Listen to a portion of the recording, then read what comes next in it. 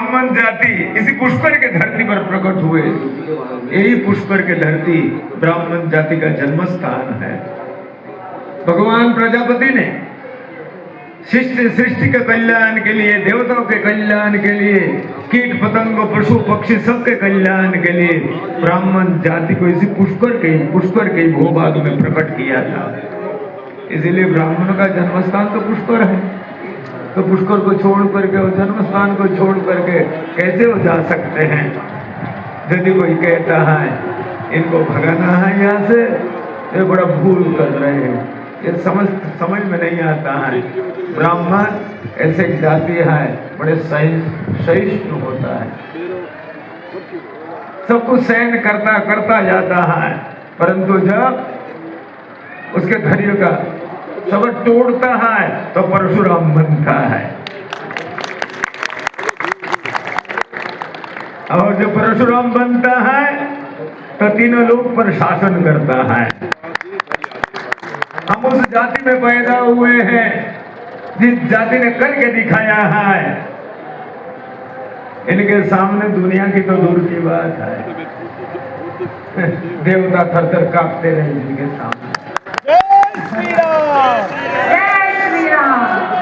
जब भगवान को भी लात मारने की सामर्थ्य रखता है, वो जाति है ब्राह्मण,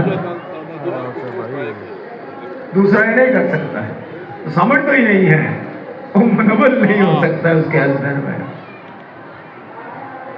परंतु कहो भगवान को लात मार दिया, अरे भगवान की महिमा का विस्तार करने के लिए भगवान ने हमारे महर्षि भृगु ने लात मारा, अन्याय अपमानित करने के लिए नहीं है। ब्राह्मण तो अपमानित किसी का नहीं करता है। भगवान का अपमान कैसे कर सकता है ब्राह्मण? ये भी यदि कोई कहता है ये भी भ्रांति है। तत्कालीन इस संसार में है वंशी क्षत्रिय अपने अत्याचार से सारे संसार को त्रस्त करके रखे थे। तो है वंशी सहस्रबाहु अर्जुन दत्तात्रेय भगवान का पुजारी था। ऐसे वरदान प्राप्त करके रखा था, जो उसके सामने आएगा उसका आधा शक्ति हो जाएगा। इसीलिए भगवान हिम्मत नहीं पड़ा उनके सामने आने का, इसीलिए कोई ब्राह्मण को ये भगवान बन के आना पड़ा था। आधा शक्ति ट्रांसफर हो जाए, ये भी बड़े रहस्य है। इसलिए किसी का हिम्मत नहीं पड़ा। दूसरा कौन जावे उसके सामने? जब भी जावे जाते उसके आधा शक्ति उस वीर का, उस सहस्रबाहु अर्जुन के पास चला जाता था। इसलिए आधा हो जाता था तो जीते कैसे? आखिरकार भगवान परशुराम प्रकट हुए और प्रकट होकर के उन्होंने उद्दंड शासकों का दमन करके संपूर्ण भारतवर्ष ने विश्व के अंदर में सनातन संप्रभुता को स्थापित किया, सारे विश्व को जीता। दूसरे बात ध्यान रखना है, ब्राह्मण कभी भूखवादी नहीं होता है। ये भी भगवान परशुराम का चरित्र हमको सिखाता है। सारे संसार को जीता और जीत करके दिया किसको? कुछ ब्राह्मणों को दे दिया, कुछ ठाकुरों को दे दिया। अच्छी तरह तुम शासन करो, अच्छी तरह इस संसार का पालन करो। कुछ लोग कहते हैं भगवान परशुराम के नाम लेकर क्षत्रिय द्रोही थे, ये भी बड़ा भूल है। भगवान परशुराम क्षत्रिय द्रोही नहीं थे। उस समय अयोध्या नरेश दशरथ जी का शासन काल चल रहा था। उसके पहले दिलीप का शासन काल, रघुवादी के शासन काल चल रहा था। भगवान परशुराम कभी भी अयोध्या पर आक्रमण करने के लिए नहीं गए थे। इतना ही नहीं, जनकपुर में उस समय महाराज जनक राज्य शासन कर रहे थे, वहां भी भगवान परशुराम कभी नहीं गए उनको अपमानित करने के लिए। ऊपर से जिस समय उनका कार्यकाल समाप्त हुआ, भगवान परशुराम के चरित्र को जब देखा जाता है, जब कार्यकाल, हर भगवान के कुछ कार्यकाल होते हैं ना, कुछ काम के लिए अवतार लेते हैं, कार्यकाल पूर्ण हुआ तो उनने विचार किया ये मेरे हाथ में जो पिनाक नाम का ये धनुष है, ये धनुष में किसको दो? तो पहले याद आया चलो मेरा एक गुदी भाई है रावण, वो तीन लोग के शासक हैं, वो लंका में रहता है, चलो उसको दिया थे। तो पिनाक लेकर के वहां पहुंच गए लंका में। पहले अपना परिवार भाई याद आते हैं ना, भाई योग्य व्यक्ति हैं उसी को हम देखते हैं, फिर अड़ोस पड़ोस को देखते हैं। तो पहले लंका पहुंचे।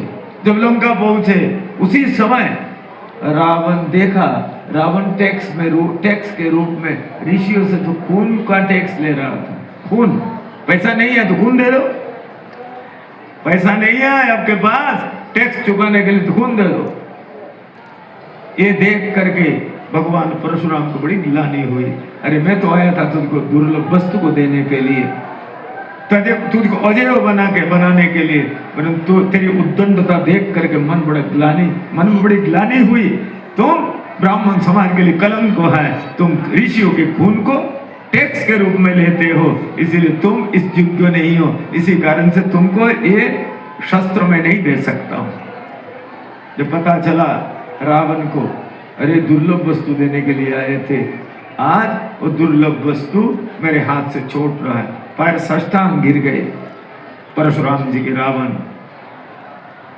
बहुत मनाने का प्रयास किया, नहीं माने, कहा तुम इसके अधिकारी नहीं हो।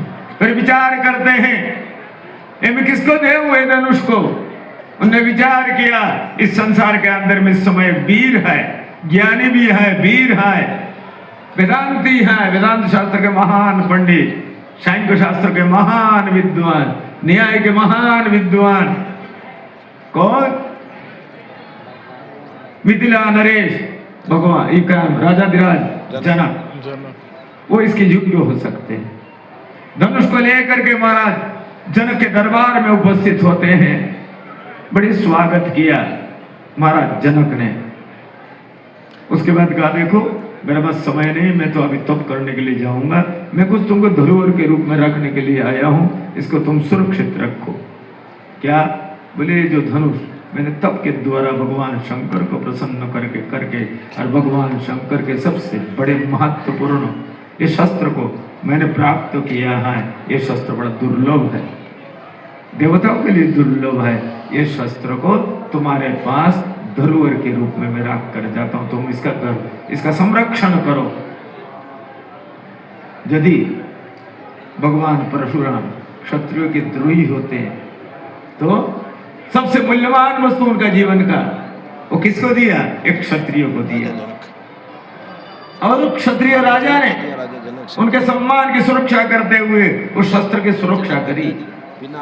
जब शस्त्र टूटी भगवान राम के द्वारा, इसलिए बड़ी ग्लानि थी। और शस्त्र का आवाज जब पहुंचा उस समय बड़े दूर में पर्वत पर बैठ करके तप कर रहे थे, सारे संसार गुंजायमान हो गया उस धनुष टूटने से। जब उनके कान में पहुंचा शब्द, ओहो ये तो मेरे आराध्य देव भगवान शंकर का दिया हुआ है महान शस्त्र है, किसने तोड़ा? समझने के लिए पहुंच जाते जनकपुर, और जनकपुर पहुंच करके और देखते हैं जब ये शस्त्र टूटा हुआ है, ये तो बड़ी ग्लानि होती है, लंबी कहानी है। तो कहने का मतलब क्या है? हमारे भगवान परशुराम क्षत्रिय के द्रोही भी नहीं थे, उन्होंने प्रजातंत्र संस्थापित किया।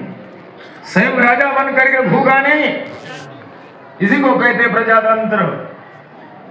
आज के समय प्रजातंत्र का नाम लेते हैं और प्रजातंत्र के जन्मदाता उस भगवान परशुराम का अपमान करते हैं।